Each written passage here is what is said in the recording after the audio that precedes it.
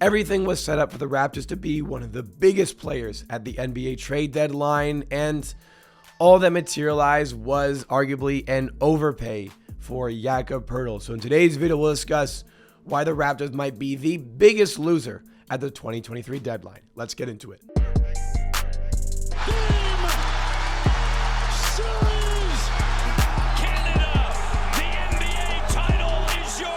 What's going on, NBA and Raptors fans? Welcome back to Amateur Hour Sports, your source for the greatest coverage and analysis on the latest Toronto Raptors news. If you couldn't tell, I have 90% lost my voice, and it's going to be completely obliterated tomorrow, but it is such an important day for content here that I'm going to power through and give you guys the content, give you guys this video because I really feel it's important to get your thoughts out there and talk about the trade deadline. If you guys are enjoying the content, if you guys enjoy what you see from today, we do tons of Raptors content just like this all throughout the week, plus live stream watch parties for as many Raptors games as we can.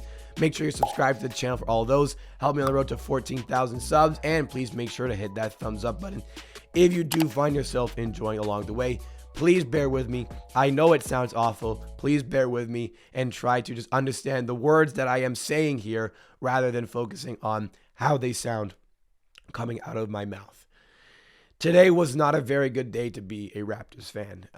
The trade deadline was poised to be time for change, time for the Raptors to make a change, start fresh, and really just experiment with something else, because it feels like we have really let this core run its course. There's good players here, undoubtedly. There's enough good players here for the Raptors to be in a much better position where they're fighting for a playoff spot, but they consistently have not been good enough to do that. A lot of it points to maybe the overall depth. A lot of it points to just the lack of cohesion with the core here, and maybe it's not the best fit together. And to really try and help the core, and a lot of what's gone wrong this season has been in the rim protection department, and I feel like Jakob Poeltl is like an excellent fit to help us with the rim protection, which has been such a struggle for the Raptors so far this season. There's so many games where it's so obvious, it's so glaring that we do not have a rim protector. And a rim protector would make us, I would say, significantly better.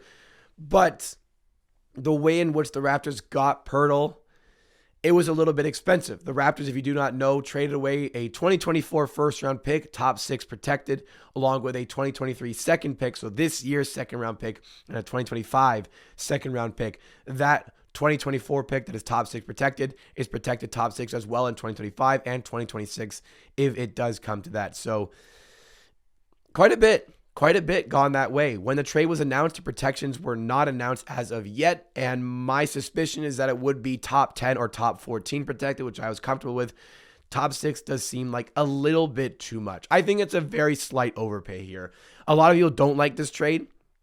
I think it's a slight overpay, and I like the trade, but I liked it thinking that more was going to happen for the Raptors before the end of the day. That trade happened overnight, so we had all day to get another trade done where I thought the Raptors would be recouping a lot of the assets that they did lose in order to acquire Poeltl. So yeah, we lost 2 seconds in the first. Well, what are we going to get back in a trade for OG or Fred or Gary to soften the blow of losing those assets? Because, Poeltl at this point, you get Poeltl on your team for the rest of the season. I think that does show that you care about the players that are here. It helps Pascal Siakam, I think, a lot. I think the fit is great there. Beyond just the fact that they're like best friends, it's also on court from a business standpoint, a great fit for this team. He is defensively an excellent rim protector. Offensively, he's improved immensely as a passer from the high post. His playmaking is there. I like the fit here a lot. I felt it was a slight overpay just to get him, but hey, you move off of Kem Birch's contract, which was a mistake already made by the front office, admittedly, and you get Jakob Poeltl's bird rights. There are some minor reports suggesting that we've signed him to his extension already. If that's not the case, well, it's going to happen. I have almost certain confidence that he's going to re-sign with the Raptors. And we traded partially to get his bird rights here because we could have gotten the offseason, but we get his bird rights here. That saves some money going forward. It made sense with other trades to come for the Raptors, but no other trades came. We waited all day, and I was patient. I told everybody to be patient. There's still time. Something can happen. But as the hours were on, the minutes were on, it began to dawn on me and the rest of this fan base that that's it.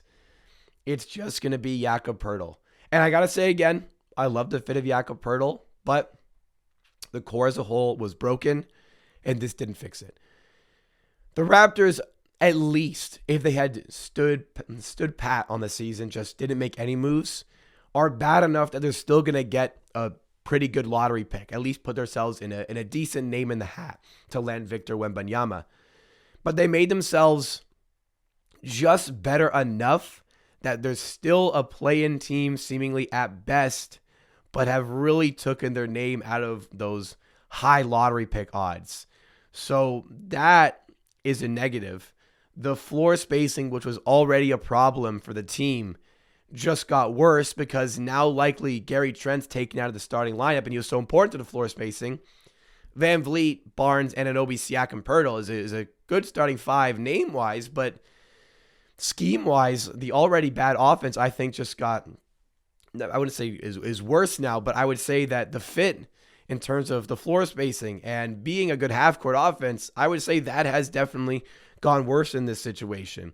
And this isn't a knock against Poeltl. I'm not saying like Poeltl is the problem here, but what they gave up and the fit that they didn't address here for the overall core together, it doesn't make a lot of sense here. And it leaves a lot to be begging for Raptors fans here. Masai Ujiri has had a press conference where he said it's really difficult to make long-term decisions at the deadline. I'm imagining that they had really high asking prices for players like OG, and teams were just really not willing to meet that. And the Grizzlies would rather trade for Luke Kennard than the high asking price for OG. The Pelicans would rather trade for Josh Richardson than pay the high asking price for OG and Anunoby. The Clippers would rather settle for Bones Highland than go for the asking price for Fred VanVleet, it would seem at this point. But a really quiet day from the Raptors, and it sets up the rest of the season where, well, at least we understand the direction here. We understand that the team wants to maintain and be somewhat competitive this season. Masai Ujiri is probably not massive on the direction for this season, going into likely a play-in tournament spot at this point. Best case, I think you host the play-in tournament, but he's hell-bent on maximizing the value for his players. He's hell-bent on not losing trades and coming out as the winner from these trades. And to a certain degree, I can respect that, but it's just you're going through the rest of this season now knowing that you just took yourself likely out of the running of one of those good picks, and you're not good enough to be in an actual playoff position at this point in the season. You look at the Raptors' upcoming schedule, next 9 games, a lot of winnable games there. Next 9, like I can see the Raptors going 6-3, if not better. But that, like again, still, best case, you're hosting a play-in game where you've taken yourself out of the running for a good draft pick and you run into the Boston Celtics or the Milwaukee Bucks in the first round. That is not a direction I agree with. Not a direction that I agree with there. But beyond just this season and Masai wanting to keep guys and understanding those things, the bigger problem, I believe, comes into the offseason. Jakob Poeltl either is extended by now or will be extended, but you got to pay him. We already knew there was a problem because you had to pay both Fred VanVleet and Gary Trent Jr. Well, what would have already been difficult to sign both of them, well, is now pretty much impossible without going into the luxury tax, which I'm telling you right now, there's no way MLSE is going to the luxury tax for this team. And I would say rightfully so. You're betting a lot on, I think, a Fred VanVleet sign and trade or a Gary Trent Jr. sign and trade, which was a winning bet in the Kyle Lowry situation, admittedly, but it's a gamble. It's a gamble. And you probably aren't going to get the value then that you could have gotten today for some of these guys. The front office has a lot to answer for in the offseason. There were a lot of mistakes and a lot of flaws that need to be amended in the offseason. And I have a lot of faith in this front office, in Masai Ujiri, in Bobby Webster, but I lost a lot of it today. I genuinely lost a lot of it today. I like the Poeltl pickup, but the price and no other trades coming with it just does not make a lot of sense to me. And it does not make a lot of sense to a lot of Raptors who followed the day. A lot went down today, but not a lot went down for the Raptors.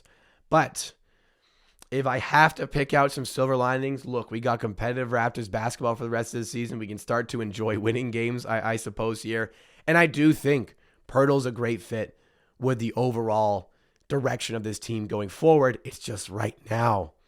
Like, I think rim protector makes this team quite a bit better, but the floor spacing is still a problem. The half-court offense is still a problem. The Raptors will be such a difficult team to score against, but unless they are getting out and being one of the best transition teams, they're not going to score a lot either. And even if they are, they won't score a ton or enough in those departments either. But defensively is where I'm excited. Nick Nurse, with an actual rim protector, can be a lot more aggressive with his defensive schemes. Just having that security blanket at the back, and I think we're going to make for some really fun defensive games. But offensively, I just don't think this team can go far enough to suggest that. It was good to be very conservative with the assets today. So overall, that makes the Raptors one of the big losers of the day. In terms of the biggest loser, I think there's a case that it's the Raptors. You could also look at the Wizards. You could definitely look at the Chicago Bulls, who did absolutely nothing today. But I guess from the Raptors' perspective, what you have is a lot of picks still to use for the future, but you just gave up one of them. And you didn't really do anything significant in order to warrant trading away that pick. So I understand Poeltl's good enough where he is worth a protected first, but that's a good second we gave away too. And we talked about how thin the depth is. That's a good second we gave away for this season that would have been useful. We gave away next year's first, which based on the team right now, it might be a pretty good first round pick. I get you got to give up a lot to get Poeltl, and I'm a big fan of Poeltl, but I think there was a little bit too much paid here. I would have loved this trade if it was accompanied by another trade that recouped assets back, maybe added in shooters that made the fit make a bit more sense, but since it wasn't, I'm pretty unhappy with the deadline overall. If I had to grade it, I'd give this a C-, because at least you addressed the need for this team and made it better, but it's not better enough.